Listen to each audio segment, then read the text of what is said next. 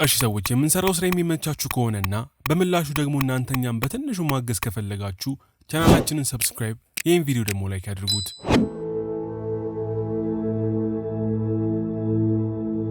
ታሪካችን የሚጀምረው ዓለምን በህዝብ ብዛት ቁጥር በአንደኝነት በምትመራዋ ህንድ አገር ውስጥ አባቱን በሞት የተነጠቀ ላይገር የተባለን ከእናቱ ባላማኒ ጋር የሚኖር አንድ ወጣትን እያስመለከተን ነው።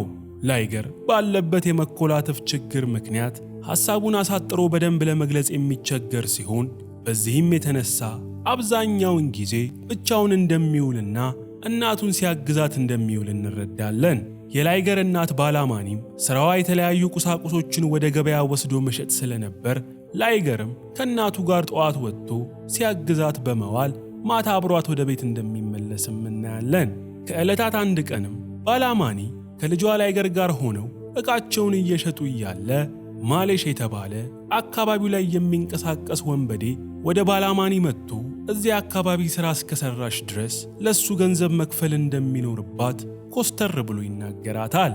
ባላማኒ ግን ማንንም የማትፈራ ኃይለኛ ሴት ስለነበረች ማሌሽ ከአጠገቧ ፈጥኖ የማሄድ ከሆነ አናቱን በዱላ እንደምትተረትረው መናገር ስትጀምር ማሌሽም በሕይወቱ እንደዚህ አይነት ሴት ገጥመው ስለማታቅ በፍርሃት ይደነግጣል።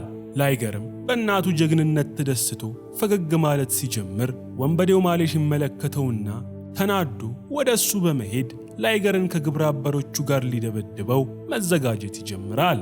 በዛው ሰዓትም አሊ የተባለ አንድ ሰው ከሌሎች ድሩዮች ጋር ተጣልቶ እግሬ አውጪኝ በማለት እየሮጠ መጥቶ ወንበዴው ማሌሽን አስጥለኝ ብሎ ይለምነው ይጀምራል።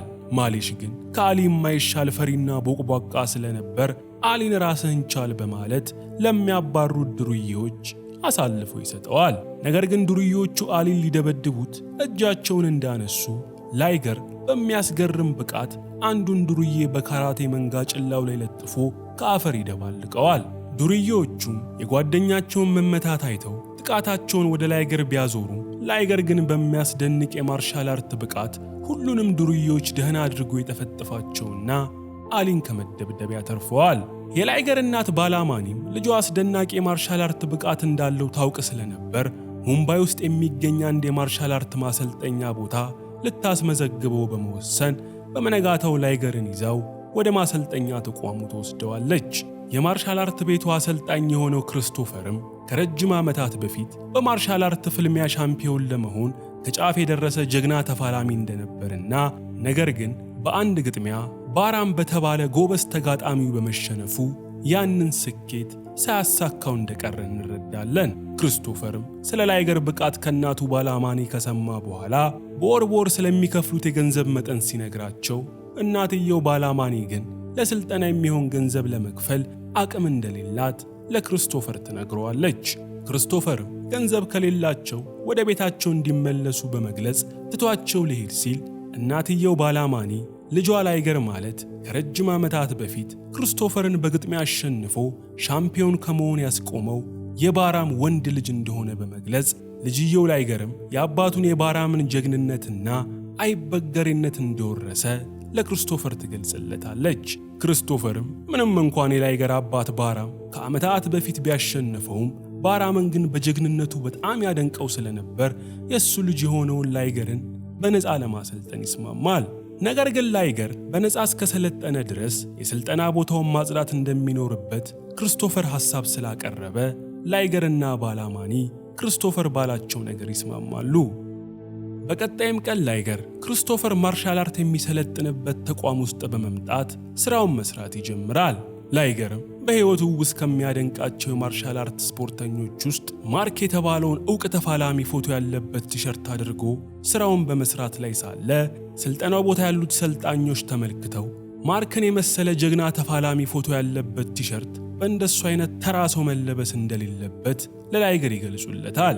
ላይገር ግን ላሾፉበት ሰልጣኞች ዓላማው እንደ ማርክ አለ የተባለ ተፋላሚ መሆን እንደሆነ ሲገልጽላቸው ጊዜ ከሰልጣኞች ውስጥ አንዱ በላይገር ድፍረት በመበሳጨት ላይገርን ሊደበድበው ወደ እሱ ያመራል። ላይገር ግን በሚያስደንቅ ብቃት ሊደበድበው የመጣውን ልጅ አሽቀንጥሮ በመጣል ወለል ላይ ያነጥፈዋል። ይህንንም ክስተት ያዩት ሌሎች ሰልጣኞች በቁጣ በመነሳት ላይገርን ሊደበድቡት ቢከቡትም ክርስቶፈር ግን ፈጥኖ እነ ላይገር መሃል በመግባት የተፈጠረውን ውጥረት በቶሎ እንዲረግብ ያደርጋል። ክሪስቶፈርም ሌሎቹን ሰልጣኞች ከስልጠናው ቦታ ከሸኘ በኋላ ላይገርን ጠርቶት ስሜቱን መቆጣጠር የማይችል ከሆነ እሱ ጋር መሰልጠን እንደማይችል ስላስጠነቀቀው ላይገር ጸባዩን አሳምሮ ስራውን መስራት እንዳለበት ይገባዋል። በሌላም ቀን ክሪስቶፈር ላይገርና ሰልጣኞቹን ከስልጠና ቦታ ውጪ ለሚደረግ ልምምድ ይዟቸው ወጥቶ ሳለ እነ ክሪስቶፈር ሌላ ትምህርት ቤት ከሚሰለጥኑ የማርሻል አርት ሰልጣኞች ጋር መንገድ ላይ ይገናኛሉ። ሁለቱም ቡድኖች መንገድ ላይ የተላለፉ ሳለ ጋና ፓዝ የተባለው የክሪስቶፈር ሰልጣኝ የሌላ ትምህርት ቤት ሰልጣኞቹን ነገር በመፈለጉ በሁለቱ ቡድኖች መካከል ከባድ ጸብ ተቀስቅሶ ሁለቱም ቡድኖች ቡጢ መሰናዘር ይጀምራሉ። የሁለቱም ቡድኖች እርስ በራስ መቧቀስ ቅልጥ ወዳለ ትርምስ መሸጋገር ሲጀምር ክሪስቶፈር ቶሎ ብሎ መሃል ላይ በመግባት የእርሱን ተማሪዎች ራሳቸውን እንዲቆጣጠሩና አደብ እንዲገዙ ይገስጻቸዋል። ነገር ግን ሳንጆ የተባለው ከነ ክሪስቶፈር ጋር የተጣሉት የሌላ ትምህርት ቤት ሰልጣኞች ቡድን መሪ ነገሩ ከበረደና ከተረጋጋ በኋላ እንኳን በማናለብኝነት ስሜት ክሪስቶፈርን በኃይለ ቃል መናገርና መሳደብ ይጀምራል። ሳንጁ ወጣትና በአሁኑ ወቅት ህንድ ውስጥ የሚካሄደውን የማርሻል አርት ውድድር በሻምፒዮናነት በማጠናቀቅ ቁጥር 1 ተፋላሚ ተብሎ የተሰየመ ስለነበር ትቢቱ አፍንጫው ላይ የደረሰበት ጥጋበኛ እንደሆነ እንረዳለን። ሳንጁ ግን ከንግግር ሁሉ አልፎ ክሪስቶፈርን ለመደብደብ እጁን ሊዘረጋ ሲያስብ ጊዜ ላይገር በሁለቱ መሃል ጣልቃ በመግባት የሳንጁን ጃኬት ጨምድዶ ይይዘዋል። ሳንጁም በላይገር ድፍረት በጣም በመበሳጨት ላይገርን ደጋግሞ በቦክስ ቢነርተውም ላይገር ግን ዝንብ ያረፈበት እንኳን ሳይመስለው የሳንጁን ቡጢ ያለምንም መሸሽ በጸጋ ይቀበለዋል።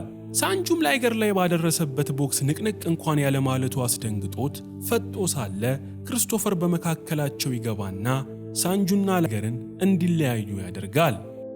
ያንኑ ቀንም ከስልጠናም በኋላ ላይገር የሚጠጣውን ቡና ለመግዛት አንድ ቡና መሸጫ ቤት ውስጥ እያለ ታንያ የተባለች የከተማቸው ታዋቂ ሴት ሞዴል ላይገርን ታየውና ላይገር ከሌላ ሰው ጋር ስለተመሳሰለባት ወደሱ በመምጣት ፌስቡክ ላይ የተከታተለ የሚሰድባት ለምን እንደሆነ እንዲነግራት ላይገርን ታፋጥጠዋለች። ላይገር ግን ታንያን ከሌላ ሰው ጋር ተመሳሳይብሽ ነው በማለት ትቷት ለሄድ ቢሞክርም ታንያ ግን ማፍላቷን በመቀጠል ላይገርን ይቅርታ እንዲጠይቃት ታስጨንቀው ትጀምራለች።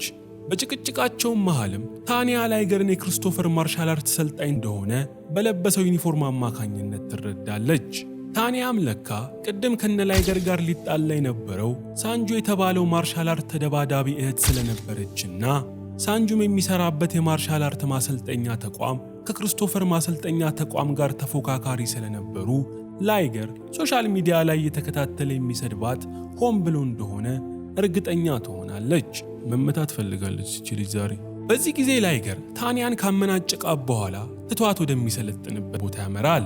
ላይገርም ተመልሶ ስልጠና ቤቱን ወደ ማጽዳቱ ሲመለስ ታንያ ደግሞ ላይገርን እያናገረችው ጥሏትና አመናጭቋት ስለሄደ ተበሳጭታ ከጓደኞቿ ጋር በመሆን ወደ ክሪስቶፈር ማሰልጠኛ ተቋም ትመጣለች።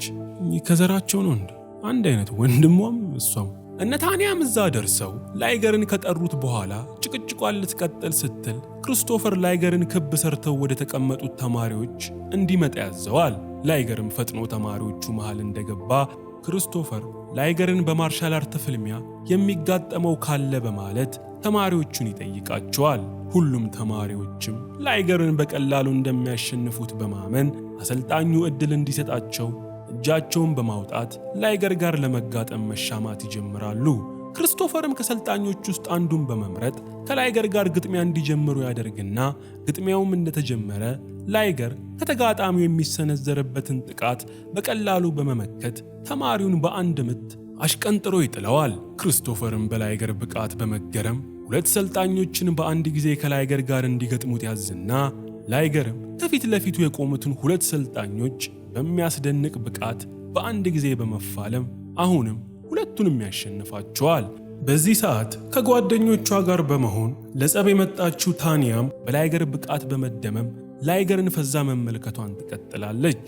ክሪስቶፈር ግን የላይገርን ብቃት እስከ ጥግ መፈተሽ ስለፈለገ 3 ተማሪዎችን በማስነሳት ከላይገር ጋር ቢያጋጥማቸውም ላይገር ግን 3ቱንም ተማሪዎች እንደምንም ሳይቆጥራቸው አፈር ከድሜ ያበላቸዋል። በመቀጠልም ላይገር ከ4 ተማሪዎች ጋር እንዲፋለም ይታዘዝና የሁሉንም አፍ ባስከፈተ መልኩ 4ቱንም በሚያስደንቅ መልክ ተፋልሞ ያሸንፋቸዋል። በዚህም ጊዜ ክሪስቶፈር ከሰልጣኞች ውስጥ ጎበዝ የሚባለውን ጋናፓዝን ከላይገር ጋር እንዲጋጠም ቢያደርገውም ጋናፓዝ ግን ከላይገር ጋር ፍጹም የማይደራረስ ብቃት ስለነበራቸው ላይገር ጋናፓዝን በአንድ ቦክስ ብቻ አሽቀንጥሎ በመጣል ይረታዋል። ክሪስቶፈርም ለአንዴና ለመጨረሻ ጊዜ ሁሉንም ሰልጣኞች በላይገር ላይ እንዲያብሩ ፍቃድ ቢሰጣቸውም ላይገር ግን ጥቃት የሚሰነዝሩበትን ሁላ እንደ ትንኝ በመጨፈላለቅ እሱን የሚስተካከለው የማርሻል አርት ተደባዳቢ እንደሌለ ለሁሉም ያስመሰክራል። ነገር ፍለጋ ከጓደኞቿ ጋር የመጣችው ታንያም በሕይወቷ እንደ ላይገር አይነት ተፋላሚ አይታ ስለማታቅ በጣም ትደመምና አጨብጭባ ከጓደኞቿ ጋር ትመለሳለች። የላይገርን ብቃት አይቶ የተደመመው አሰልጣኙ ክሪስቶፈርም በኋላ ላይ ለላይገር እናት ባላማኒ በመደወል ልጇ ላይገር ሀገሪቷ ላይ ለሚካሄደው የማርሻል አርት ውድድር ሊያስመዘግበው እንደሆነ በመግለጽ ፍቃዷን ሲጠይቃት ባላማኒም ልጇ ባጭር ጊዜ ውስጥ ለዚህ ድል በመብቃቱ ደስ ብሏት ለክሪስቶፈር ፍቃዷን ትሰጠዋለች። ከጥቂት ቀናት በኋላም ላይገር በዓልን ለማክበር ወደ እናቱ ቤት ሄዶ ሳለ እናቱ ባላማኒ ላይገርን የማርሻል አርት ውድድሩን እስኪጨርስ ድረስ ሴት አጠገብ ድርሽ እንዳይል በመምከር ሴት ማለት መሰናክል እንደሆነችና ትኩረቱን አንድ ቦታ እንዳይሰበስብ እንደምታደርገው ታሳስበዋለች። እውነት ነው፣ ትክክለኛ ምክር፣ የደረሰበት ያውቀዋል። እውነት። ነገር ግን ላይገር እናቱ ጋር ሳለ ፍጹም ባልጠበቀው ሁኔታ ስትከታተለው ከነበረችው ታንያ ጋር ፊት ለፊት ይገናኛል። ታንያም ከባለፈው ጊዜ ግንኙነታቸው በተቃራኒ በአድናቆትና በመስለምለም ላይገርን ቀርባው በሕይወቷ እንደሱ አይነት ጀግና እንዲሁም ወንዳ ወንድ ሰው እንደማታውቅ ለላይገር ስትነግረው ላይገርም ሴት በዚህ መልክ ስትቀርበው የመጀመሪያው ስለነበር ሳያስበው ውስጡን ለየት ያለ ስሜት ይሰማው ይጀምራል። የእናትየው ምክር እዚሁ ገደል ገባ። በቀጣዩም ቀን ባላማኒ ብዙ ጊዜ ሽማግሌዎችና አሮጊቶች ብቻ አምልኮ ወደሚፈጽሙበት ቦታ ጸሎት ልታደርስ ስትሄድ ታንያም በዛ ቦታ ሆና ጸሎት እያደረሰች ስለነበር የላይገር እናት ባላማኒ ከታንያ ጋር ትገናኛለች። ባላማኒም እዚህ ጸሎት ቦታ ወጣቶች መምጣት ካቆሙ ረጅም ጊዜ እንደሆነ ለታንያ በመግለጽ እንደሱ አይነት ወጣት ግን ቦታውን አክብራ ለመጸለይ በመምጣቷ እንደተደነቀች ለታንያ ስነግራት ታንያ ግን እዚህ የመጣችው ፎቶ ለመነሳት እንዲሁም የሶሻል ሚዲያ ተከታዮቿን ለማስደመም እንደሆነ ለባላማኒ ትገልጽላታለች። ባላማኒ ሜን ስትሰማ ጊዜ እጅግ በጣም በመናደድ ከታንያ ጋር መጨቃጨቅ በመጀመር ባላማኒ ታንያን መታገስ አቅቷት ልትደበድባት ከጫፍ ትደርሳለች። በግርግሩም ወቅት በአካባቢው የነበረው ላይገር ፈጥኖ ወደ እናቱ ቦታ በመምጣት እናቱ ባላማኒን ሲያረጋጋት ታንያ ትመለከትና የተጣላቻት ሴት የላይገር እናት መሆኗን አውቃ በሰራችው ሥራ ሀፍረት ይሰማታል። ከጥቂት ቀናት በኋላ ላይገር ወደ ስልጠናው ቦታ ቢመለስም ሳያስበው በታንያ ፍቅር ወድቆ ስለነበር ትኩረቱን ሰብስቦ ስልጠናውን ለመውሰድ መቸገር ይጀምራል። እናትየው ታዲያ ልክ አልነበረች። ላይገር ከታንያ ፍቅር እንደያዘው የተመለከተው ጋናፓዝ ላይገርን እንደዚህ ከሚፈዝ ዛሬ ማታ ታንያ የምታዘወትርበት ናይት ክለብ በመሄድ እንዲያገኛት ሐሳብ ስላቀረበለት ምሽት ላይ ላይገር ከጓደኞቹ ጋር በመሆን ታጥቦና ታጥኖ ታንያ የምትገኝበት ናይት ክለብ ያመራል። እዛም እንደደረሰ ታንያ ላይገርን አይተው በመደሰት አብሯት ዘና እንዲል ከጋበዘችው በኋላ ታንያ ከላይገር ቀድማ ከሱ ፍቅር እንደያዛት ለላይገር ትናዘዝለታለች። በቀጣዩም ቀን ግን ባለፈው ከላይገር ጋር ሊደባደበው የነበረውና የታንያ ታላቅ ወንድም የሆነው ሳንጁ ታንያ ናይት ክለብ ውስጥ ከወንድ ጋር ስትጨፍር የተነሳችው ፎቶ ሶሻል ሚዲያ ላይ ለቀው በመመልከቱ ሳንጁ እንደ ታላቅ ወንድምነቱ ታንያን ከተቆጣ በኋላ ፎቶው ላይ አብሯት ያለው ማን እንደሆነ እንድትነግረው ሲጠይቃት ታንያም ላይገርን ለመጠበቅ ስትል አብሯት የነበረው ክሪስቶፈር ጋር የሚሰለጥነው ጋናፓዝ የተባለው ልጅ እንደሆነ ለወንድሟ ሳንጁ ትነግረዋለች። በዚህም ምክንያት ምሽት ላይ ሳንጁ ሰዎቹን ወደ ጋናፓዝ ልኮ ደህና አድርጎ እንዲቀጠቅጡት ያደርጋል። እህትህን አትቆጣጠርም እንዴ ሰው ከምትደበድብ? ጋናፓዝም በደረሰበት ድብደባ ምክንያት ጓደኞቹን ደውሎ ስለጠራ ላይገርና ሌሎች ጓደኞቹ ጋናፓዝን አሳክመውት በባቡር ወደ ቤታቸው መመለስ ይጀምራሉ። ባቡር ውስጥ ግን በመጠጥ ሞቅ ያላቸው የመንደሩ ጎረምሶች እነ ላይገርን ነገር መፈለግ ስለጀመሩ ላይገር ከተቀመጠበት ተነስቶ እያንዳንዳቸውን ዋጋቸውን መስጠት ይጀምራል። ማንም ባላሰበው ሁኔታ ግን ባቡር ውስጥ አንድ ሲቪል የለበሰ ፖሊስ ስለነበር ላይገርን ከጓደኞቹ ጋር እንዲሁም ከላይገር ጋር ሲደባደቡ የነበሩትን ጎረምሶች በሙሉ በቁጥጥር ስር ያውሏቸዋል። በመነጋታው የላይገር አሰልጣኝ የሆነው ክሪስቶፈር ላይገርና ሌሎች ሰልጣኞቹን በዋስ ካስፈታቸው በኋላ ትላንት ባጠፉት ጥፋት ምክንያት ሁሉንም እንደ ሕፃን ልጅ አንበርክኮ በመግረፍ ለ1 ሳምንት ከስልጠና ቦታ ያባራቸዋል። በዚህም ወቅት ላይገር ወደ እናቱ ቤት ሲመለስ ባላማኒም ላይገር ከሰው ጋር በመጣላቱ ምክንያት ክሪስቶፈር ለ1 ሳምንት ያህል እሱና ጓደኞቹን እንዳባረራቸው ሰምታ እሷም የእናትነቷን ላይገርን በዱላ ከገሰጸችው በኋላ ከፊት ለፊቱ የተጋረጠውን ትልቅ ዕድል በተራ ምክንያት እንዳያጣው በደንብ አድርጋ ታስጠነቅቀዋለች። ባላማኒም በዚህ ሳታበቃ ለታንያ በመደወል ልጇ ላይገር ይህን ውድድር ተሳትፎ እስኪጨርስ ድረስ አጠገቡ እንዳትደርስ በጥብቅ ታስጠነቅቃታለች። አንድ ምሽት ግን ላይገር ራሱን መቆጣጠር ስላቃተው ከታንያ ጋር ለመገናኘት ጭር ያለ ቦታ ላይ ተቀጣጥሮ ይሄዳል። የተቀጣጠሩበትን ቦታ እንደተገናኙ ላይገርና ታንያ ሊሳሳሙ ሲሉ የታንያ ወንድም የሆነው ሳንጁ ከበርካታ ሰዎቹ ጋር በመምጣት ላይገር ላይ ጥቃት ይሰነዝርበታል። ታንያም ወንድሟ እያደረገ ያለው ነገር እንዲያቆም ብትነግረውም ሳንጁ ግን ላይገር የቀረባት የእውነት ወዷት ሳይሆን ለራሱ ጥቅም እንደሆነ በመግለጽ ላይገር ታንያን የእውነት የሚወዳት ከሆነ ከፊት ለፊቱ እንደሚያፈቅራት በግልጽ እንዲነግረው ላይገርን ይጠይቀዋል። ነገር ግን ላይገር በሳንጁ ሰዎች በደረሰበት ጥቃት ንዴት ውስጥ ስለነበር እንዲሁም ደግሞ በነበረበት የመኮላተፍ ችግር ምክንያት ፍቅሩን በስነ ስርዓት መግለጽ ባለመቻሉ ታንያ ላይገር አይወደኝም ብላ በማሰብ ከወንድሟ ጋር ላይገርን ትታው ትሄዳለች። በቀጣዩም ቀን ግን ላይገር በንዴት ጦፎ ሳንጁና ታንያን በመኪና ሲሄዱ ከፊት ለፊታቸው በመጋረጥ ታንያን ፍቅር ውስጥ ከከተተችው በኋላ ትታው መሄዷ ምንም እንዳልተዋጠለት በብስጭት ውስጥ ሆኖ ሲገልጽላት፣ ታንያ ግን ከዚህ በኋላ ከሱ ጋር መቀጠል እንደማትፈልግ አስረግጣ ነግራው ትታው ትሄዳለች። ከዚህም በኋላ ላይገር ልቡ ክፉኛ ተሰብሮ ነገር ዓለሙ ሁሉ ቢያስጠላውም ነገር ግን በእናቱ ባላማኒና በአሰልጣኙ ክሪስቶፈር አማካኝነት ሙሉ ትኩረቱን ለስልጠናው እንዲያደርግ ስለተመከረ ላይገር ከደረሰበት የልብ ስብራት ራሱን በመጠገን ከፊቱ ለሚጠብቀው አገር አቀፍ የማርሻል አርት ውድድር ራሱን ማሰልጠን ይጀምራል። ላይገርም ለተወሰኑ ወራት ያህል ጠንክሮ ለውድድሩ ራሱን ሲያሰለጥን ከቆየ በኋላ በመጨረሻም የማርሻል አርት ውድድሩ ቀን ደርሶ ከመጀመሪያው ተጋጣሚ ጋር ለመፋለም ውድድር ቦታ ይሄዳል። ውድድሩም ተጀምሮ ደውሉ ተደውሎ ላይገር ከመጀመሪያ ተጋጣሚው ጋር ፍልሚያውን እንደጀመረ ላይገር በሚያስደንቅ ብቃት ተጋጣሚውን በቀላሉ ይዘርረውና የመጀመሪያውን ፍልሚያውን በአሸናፊነት ያጠናቅቃል። እንደ አጋጣሚ ሆኖ ውድድሩ ላይ የታንያ ወንድም የሆነው ሳንጁም ስለተሳተፈ እሱም የመጀመሪያ ተፋላሚውን በምርጥ ብቃት በማሸነፍ ለቀጣይ ውድድር መዘጋጀት ይጀምራል።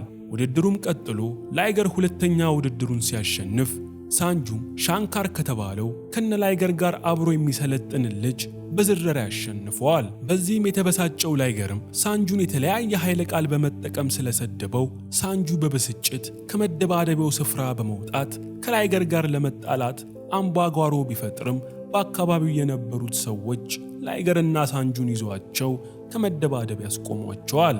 እንዲህ እያለም ላይገርና ሳንጁ በተለያየ ቀናት የሚጋጠሟቸውን ተፋላሚዎች በሙሉ በብቃት በመደምሰስ በመጨረሻም ላይገርና ሳንጁ እርስ በርስ ለመጋጠም ለፍጻሜ ይደርሳሉ። የፍጻሜው ግጥሚያ ወቅትም ሳንጁ ከላይገር ጋር ፍልሚያ ከመጀመሩ በፊት ሳንጁ ላይገር ፊት ለታንያ በመደወል ከረሳት ታንያ ጋር እንዲገናኝ ያደርገዋል። ታንያም ላይገር ምንም እንኳን ጎበዝ ተፋላሚ ቢሆንም ከወንድሟ ሳንጁ ግን ስለማይበልጥ ሳይወዳደር መሸነፉን እንዲያምን መለፍለፍ ብትጀምርም ላይገር ግን ታንያ ባለችው ነገር ጭራሽ በመበሳጨት ይህን ውድድር የፈለገ ነገር ቢመጣ ማሸነፍ እንዳለበት ለራሱ ቃል ይገባል። እቺ ከሃዲ። ግጥሚያውም ተጀምሮ ሳንጁና ላይገር ጠንካራ ቡጢዎችን በመሰነዛዘር ምርጥ ብቃታቸውን ማሳየት ሲጀምሩ ታንያም ውድድሩን በስልኳ ቀጥታ እየተመለከተች ነፍሷ መጨነቅ ትጀምራለች። 3 ዙር ከፈጀ ለአስጨራሽ ፍልሚያ በኋላም ላይገር ሳንጁን ባላሰበው ሁኔታ አገጩን ይመታውና ሳንጁ መቆም አቅቶት ተዝለፍልፎ በመውደቅ ላይገር ውድድሩን በአንደኝነት ያጠናቅቃል። ጀግና። በውድድሩ ቦታ የነበሩት ተመልካቾችም ላይገር ባሳየው አስደናቂ ብቃት ከወንበራቸው በመነሳት ቆመው ሲያጨበጭቡለት፣ ታንያም ላይገርን ከወንድሟ እንደማይሻል አድርጋ በማሰቧ በመጸጸት አፍረት ውስጥ ትወድቃለች። ከውድድሩ በኋላ ላይገር ወደ እናቱ ቤት ሲመለስ እናቱ ባላማኒ ላይገርን በጀግና ማዕረግ ተቀብላው አባቱ በሕይወት ቢኖር ኖሮ ይኮራበት እንደነበር በማግለጽ የላይገርን ልብ ታቀልጠዋለች። ያንኑ ምሽትም ላይገር ዕቃ ለመግዛት ወደ አንድ ሱቅ ሲሄድ ባለሱቁ ሰው ላይገርን አዲሱ የማርሻል አርት ሻምፒዮን እንደሆነ አውቆ ሞቅ ባለ ሰላምታ ይቀበለዋል። ወዲያውኑም አካባቢው ላይ የነበሩት ሰዎች ላይገርን መጥተው በመክበብ አብረውት ፎቶ ለመነሳት መሻማት ይጀምራሉ። እንደ አጋጣሚም አካባቢው ላይ የነበረችው ጋዜጠኛም አጋጣሚዋን ለመጠቀም በማሰብ ለላይገር ኢንተርቪው ታደርግለትና ቀጣይ ህልሙ ምን እንደሆነ ስትጠይቀው ጊዜ ላይገርም እየተኮላተፈ ሀገሩን በማርሻል አርት ስፖርት በዓለም አቀፍ ደረጃ ማስጠራት እንደሚፈልግ ለጋዜጠኛዋ ይነግራታል። ይህም የላይገር ንግግር በጣም በፍጥነት በሚዲያዎች ላይ በመዛመቱ የላይገር ዝና በሀገሪቱ ውስጥ ናኝቶ ቁጭ ይላል። ይህንንም ተከትሎ ክሪስቶፈር ላይገርን በዓለም አቀፍ ደረጃ አገሩን ወክሎ ማርሻል አርት እንዲወዳደር የመንግስት አካላትን ለማስፈቀድ ቢሞክርም የተለያዩ የመንግስት አካላት ግን ላይገርን ስፖንሰር አድርገው ወደ ውጭ ሀገር ሊልኩት ፍቃደኛ ስላልሆኑ የላይገር ከሀገር ውጭ ወጥቶ የመወዳደር ተስፋው በአጭሩ ይቀጫል።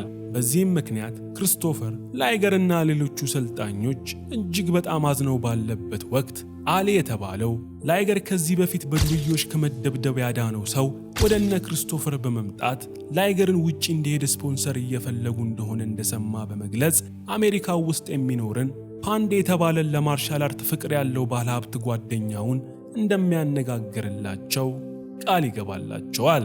አሊም በገባው ቃል መሰረት ፓንዴ የተባለው ህንዳዊ ባለሀብት ከአሜሪካ ድረስ በመደወል ክሪስቶፈርንና ላይገርን ወጪያቸውን ሁሉ ችሎ ወደ አሜሪካ ሊያመጣቸው እንደወሰነ በመግለጽ እሱ ጋር እንዲመጡ የግል አውሮፕላኑን እንደሚልክላቸው በማብሰር ሁሉንም ጮቤ ያስረግጣቸዋል። ከጥቂት ቀናት በኋላ ላይገር፣ ክሪስቶፈርና አሊ በፓንዴ የግል አውሮፕላን ተጭነው ወደ ታላቁ አሜሪካ በመብረር አሜሪካ እንደደረሱ ባለሀብቱ ፓንዴን በሚኖርበት ቅንጡ ቤት ውስጥ ሄደው ያገኙታል። ላይገርም ፓንዴ ላደረገለት ነገር በሙሉ ካመሰገነው በኋላ በዓለም አቀፍ ደረጃ የተዘጋጀውን ውድድር አሸንፎ ሀገራቸውን እንደሚያስጠራ ለፓንዴ ቃል ይገባለታል።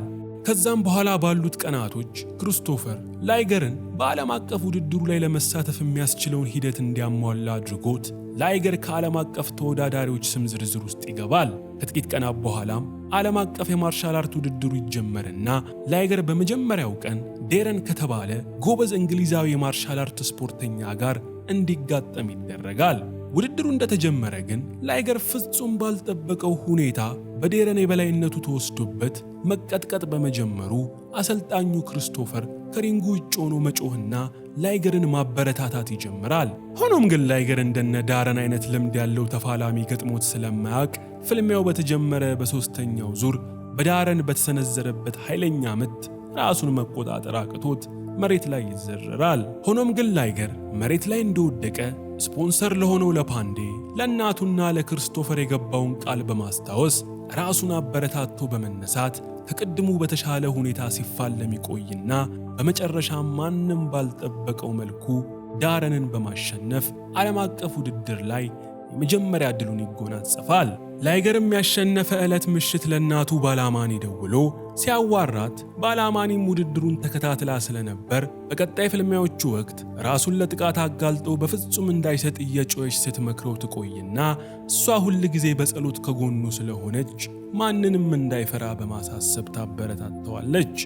በቀጣይም ቀን ላይገር ከሌላ ተጋጣሚ ጋር ለመጋጠም ወደ ፍልሚያ ሜዳው እንደገባ ትላንት እናቱ በሰጠችው ማበረታቻ በራስ መተማመኑ አይሎ ስለነበር ተጋጣሚውን ገና በአንደኛው ዙር በመዘረር ከቦ የሚያየውን ተመልካች ጉዳስ ብሎ ያስጨበጭባል። ከዚህም በኋላ ላይገር የሚጋጠማቸውን ተፋላሚዎች በሙሉ ከሁለተኛው ዙር አላሳለፍ በማለቱ ሁሉም ሰው ላይገር ለፍጻሜ እንደሚደርስ በመተማመን አብዛኞቹ ድጋፋቸውን ለላይገር በመስጠት የላይገርን በራስ መተማመን ከጫፍ እንዲደርስ ያደርጉታል። ከብዙ ፍልሚያም በኋላ ላይገር ቦም ከተባለ ከታይላንድ ከመጣ ተፋላሚ ጋር ለፍጻሜ ለማለፍ ግጥሚያ ያደርግና ላይገር በሚያስደንቅ ብቃት ቦብንም አሸንፎ ለፍጻሜው ያልፋል። ያን ዕለት ምሽትም ባለሀብቱ ፓንዴ ላይገር ለፍጻሜ ማለፉን አስመልክቶ በቤቱ ውስጥ ትልቅ ፓርቲ በማዘጋጀት ለሚያውቃቸው ሰዎች ሁሉ ግብዣ ያደርጋል። ፓርቲው ላይም በጣም በሚያስደንቅ ሁኔታ የላይገርን ልብ በፍቅር የሰበረችው ታንያ ትገኝና ላይገር ታንያ ምን አባቷ ፈልጋ እንደመጣች ሲያጣራ ታንያ የቱጃሩ ፓንዴ ሴት ልጅ እንደሆነች ይረዳል። ከፓርቲውም በኋላ ላይገር ወደሚያድርበት ሆቴል ሊመለስ ሲል ታንያ በመኪናዋ እንድትሸኘው ስለጠየቀችው ላይገርም ታንያ መኪናው ውስጥ ገብቶ አብረው መሄድ ይጀምራሉ። ከጥቂት ደቂቃዎችም በኋላ ላይገር የሚያድርበት ሆቴል ደርሰው ሁለቱም ከመኪናቸው በመውረድ ውጪ ላይ ያወሩ እያለ ማንም ባልጠበቀው መልኩ ታንያ ማንነታቸው ባልታወቁ ሰዎች ታግታ ስትወሰድ፣ ላይገር ደግሞ ታንያን ባገቷት ሰዎች ተደብድቦ አጋቾቹ ከአካባቢው በፍጥነት ይሰወራሉ። ይህ ክስተት ከተከሰተ በኋላ ላይገር በድንጋጤ ወደ ታንያ አባት ፓን በመሄድ ታንያን ማንነታቸው ባላወቃቸው ሰዎች እንደታገተች ነግሮ የፓንዴን ቆሌ ይገፋዋል። በዛችው ቅጽበትም ፓንዴ አንድ ስልክ ይደወልለትና ስልኩን ሲያነሳው ደዋዩ ታንያን ያሳገታት ሰው እንደሆነ ፓንዴ ይገነዘባል። አሳጋቹም ሰው ለፓንዴ ማንነቱን በመግለጽ ልጁ ታንያን በሰላም ማግኘት ከፈለገ ከሱ ተበድሮ የወሰደውን $20 ሚሊዮን እስከ ነገ ማታ በሚሰጠው አድራሻ እንዲያመጣ በመግለጽ አድራሻውን ለፓንዴ ይሰጠዋል። ፓንዴ ግን በወቅቱ ይህን ያህል ገንዘብ ስላልነበረው በጣም መጨናነቅ ሲጀምር፣ ላይገር ግን ገንዘቡን አምጦ የተባለበትን አድራሻ ከፓንዴ በመቀበል የዛን ዕለት ምሽት ወደ ቦታው ያመራል። ላይገርም ባዶ ሻንጣ ይዞ የተባለው ቦታ ሲደርስ ታንያን ላገታት ሰው የሚሰሩ በርካታ ሴት ጥበቆችን ከፊት ለፊቱ ተጋርጠው ያገኛቸዋል። ሴቶቹም ላይገር ታንያን ከማየቱ በፊት የተጠየቀውን ገንዘብ ይዞ መምጣቱን ለማረጋገጥ ሻንጣውን ሲከፍቱት ሻንጣው ባዶ እንደሆነ በመመልከታቸው ሴቶቹ ወዲያውኑ ላይገር ላይ ጥቃት በመፈጸም ከላይገር ጋር ቅልጥ ያለ ድብድብ ይጀምራሉ። ላይገር ግን ከሴት ጋር ተፋልሞ ስለማያውቅና ሴት ልጅ ላይ ለመሰንዘር ልቡ ስለማይፈቅድለት ራሱን እየተከላከለ ቢቆይም ሴቶቹ ግን ሙሉ ኃይላቸውን በመጠቀም ላይገርን ደብድበው ክፉኛ ጉዳት ያደርሱበታል። በቀጣዩም ቀን ልጇ ላይ የደረሰውን ነገር የሰማችው ባላማኒ ፈጥና ወደ አሜሪካ በመምጣት እስከ ውድድሩ ፍጻሜ ድረስ ከልጇ ጋር ለመሆን ተወስናለች። ላይገርም ከጉዳቱ እንዳገገመ ፓንዴ ወደ ውስጥ ያስጠራውና ላይገር ያለማንም ፍቃድ ታንያን ለማትረፍ መሞከሩ ታንያን ይበልጥ አደጋ ላይ የሚጥላት ነገር እንደሆነ ገልጾ ላይገርን አጥብቆ ይገስጸዋል። በዚህም ጊዜ ላይገር ራሱን መቆጣጠር አቅቶት ታንያን ለማስለቀቅ የሄደው በቀድሞው ጊዜ ከልጁ ታንያ ጋር የፍቅር ግንኙነት ስለነበረው እንደሆነ ለፓንዴ ሲገልጽለት፣ ፓንዴም የሱንና የታንያንን ግንኙነት ያውቅ እንደነበረና እሱን ወደ አሜሪካ አስመጥቶ ስፖንሰር እንዲያደርገው ያሳመነችውም ታንያ እንደሆነች ለላይገር ይገልጽለታል። ላይገርም በሰማው ነገር ተገርሞ ሳለ ፓንዴ ንግግሩን በመቀጠል ታንያ በሁለቱ መካከል የነበረውን ግንኙነት ያቋረጠችው ሆን ብላ እንደሆነና ምክንያቱም ደግሞ ላይገር እሷን እየወደዳት ሲመጣ ትኩረቱን ከስፖርቱ ላይ በማንሳት ህልሙን እንዳይጨናገፍ በመፍራት እንደሆነ ለላይገር ያስረዳዋል። ይህ ከሆነ በኋላም ላይገር ለማርሻል አርት ፍልሚያ የሚያደርገው የፍጻሜ ግጥሚያ ቀን በመድረሱ ላይገር የግጥሚያው ዕለት ጠዋት ቀልቡን ለመሰብሰብ ብቻውን አካባቢው ላይ የተዘዋወረ እያለ ከቀናት በፊት ተሰብስበው ከደበደቡ ሴቶች ውስጥ አንዷን ሴት መንገድ ላይ እየተጓዘች ላይገር ይመለከታታል። ላይገርም ምንም ጊዜ ሳያጠፋ ሴቲቱን ሲከተላት ቆይቶ ጭር ያለ ስፍራ ላይ ሲደርሱ ላይገር ሴቲቱን ከኋላዋ አንቆ በመያዝ ታንያ ያለችበትን አድራሻ እንድትነግረው ያውጣጣት ይጀምራል። ሴቲቱም ከኋላዋ ታንቃ ነፍስ ውጪ ነፍስ ግቢ ላይ ስለነበረች በፍርሃት ውስጥ ሆና ታንያ ታግታ ያለችው ሳንዲራች በተባለ እነሱ ካሉበት ብዙም የማይረቅ ስፍራ እንደሆነ ለላይገር ስትነግረው፣ ላይገርም ግጥሚያውን በመርሳት ወደ ተባለው ቦታ ፈጥኖ ይሄዳል። ላይገርም የተባለው ቦታ እንደደረሰ ታንያን የያዟት ሰዎች ወደሱ ቢመጡም ነገር ግን ታንያ ወደ ላይገር እንዳትሄድ ከልክለው ይይዟታል። ላይገርም የከበቡትን ሰዎች ታንያን እንዲለቋት እያሳሰባቸው እያለ ታንያን ያሳገታት ዋናው ሰው ወደ እነሱ ይመጣል። ታንያንም ያሳገታት ሰው ላይገር ከልጅነቱ ጀምሮ ሲያደንቀውና ሲያጨበጭብለት የነበረው የምንጊዜም ምርጡ የማርሻል አርት ተፋላሚው ማርክ እንደሆነ ላይገር ይመለከታል። ላይገርም ማርክን ሲያየው ጊዜ በጣም በመደሰት ከልጅነቱ ጀምሮ የሱን ግጥሚያዎች ሲያያደገ እንደሆነ በመግለጽ አድናቆቱን ለማርክ ይገልጽለታል። ላይገርም ቀጥሎ አሁን እዚህ የመጣው ታንያን ለመውሰድ እንደሆነ ለማርክ ሲገልጽለት ጊዜ ማርክም አባቱ ያለበትን ዕዳ ከከፈለ ብቻ ታንያን እንደሚለቃት ለላይገር ይነግረዋል። ላይገርም መልሶ አባቷ በዚህ ሰዓት የተባለውን ገንዘብ መክፈል እንደማይችል ለማርክ ሲያስረዳው፣ ማርክም መልሶ ታንያን ነፃ ማውጫው ሌላው መንገድ እርሱን በማርሻል አርት ፍልሚያ ተጋጥሞ ማሸነፍ እንደሆነ ለላይገር ያሳውቀዋል። ላይገር ግን ከማርክ ጋር መፋለም እንደማይፈልግ ሲገልጽ ጊዜ ማርክ ግን ፍልሚያ ከተፋለመ ረጅም ጊዜያት ስለሆኑት ራሱን መፈተሽ እንደሚፈልግ በመግለጽ ላይገርን ሽጉጥ ተኩሶ በማስፈራራት ላይገርን እንዲፋለመው ያስገድደዋል። በሌላ ቦታ ደግሞ ክሪስቶፈር ባላማኒና አሊ ሆነው ላይገር የማርሻል አርት ውድድር የፍጻሜ ፍልሚያ የሚካሄድበት ቦታ ባለመምጣቱ ከፍተኛ ውጥረት ውስጥ ገብተው የላይገርን መምጣት ይጠባበቃሉ። ሳንዲ ራንች ውስጥም ላይገር ከሚያደንቀው ማርክ ጋር ታንያን ነፃ ለማውጣት ፍልሚያ ይጀምርና ማርክ ግጥሚያው እንደተጀመረ ላይገርን በአንድ ምት ከአፈር ይደባልቀዋል። በዛችው ሰዓትም የማርክንና የላይገርን ግጥሚያ ሲከታተሉት የነበሩት በዙሪያቸው የከበቧቸው ሰዎች የሁለቱን ግጥሚያ ቀርጸው ኢንተርኔት ላይ በመልቀቃቸው የሁለቱ ሰዎች ድብድብ በአጭር ጊዜ ውስጥ በመላው ዓለም መታየት ይጀምራል። የማርሻል አርት ውድድሩ ቦታ ማወዳዳሪዎች የምንጊዜው ምርጥ ተፋላሚ ማርክ ከላይገር ጋር እየተፋለመ እንደሆነ ስላወቁ ዋናውን ውድድር በመሰረዝ የማርክና የላይገርን ውድድር በቀጥታ ማስተላለፍ ይጀምራሉ። ማርክም ምንም እንኳን ዕድሜው ለሽምግልና የተቃረበ ቢሆንም ላይገርን ግን እንደ ጠላ ቂጣ እያገላበጠ ደህና አድርጎ ስለጠፈጠፈው ላይገር አቅም አጥቶ መሬት ላይ እንደተዘረረ መንደባለል ይጀምራል። ላይገር ግን መሬት ላይ እንደወደቀ ከዚህ በፊት እናቱ የሰጠችውን የማበረታቻ ንግግር ያስታውስና ከወደቀበት ምር ብሎ በመነሳት ማርክን ባለው አቅም ሁሉ መፋለም ይጀምራል። ረጅም ሰዓታትን ከፈጀ ፍልሚያ በኋላ ላይገር ምርጡ ማርክን ያለ የሌላ አቅሙን ተጠቅሞ ይደበድበውና የምንጊዜው ምርጡን ተፋላሚ ማርክን በሚያስደንቅ ተጋድሎ ድል ያደርገዋል።